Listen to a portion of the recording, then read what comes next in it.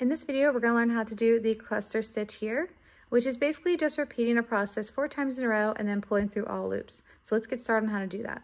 So to get started with a cluster stitch, you'll go ahead and chain up 2 just to build the height that you need. Then in the same stitch, we'll yarn over, go into the stitch and pull up a loop. You'll yarn over and pull through just 2. We'll go ahead and repeat that. So that's yarn over, into the stitch, pull up a loop, yarn over and pull through just 2.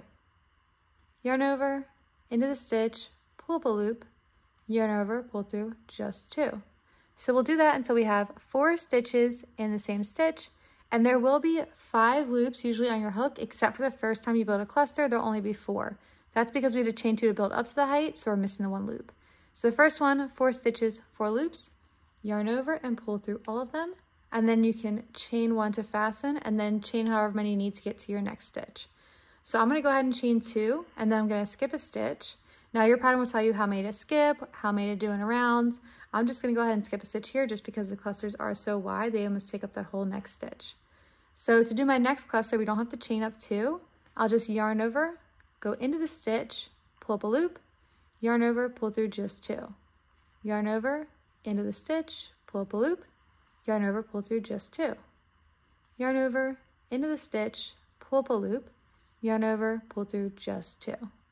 We'll go ahead and do that one more time. Yarn over, into the stitch, pull up a loop, yarn over, pull through just 2.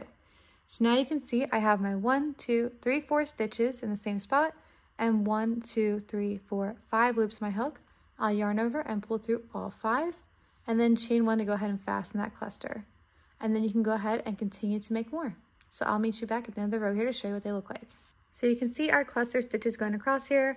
To me, these make perfect little petal stitches, or also they kind of look like a flame, like the top of a flame, if you wanted to do something with that kind of design.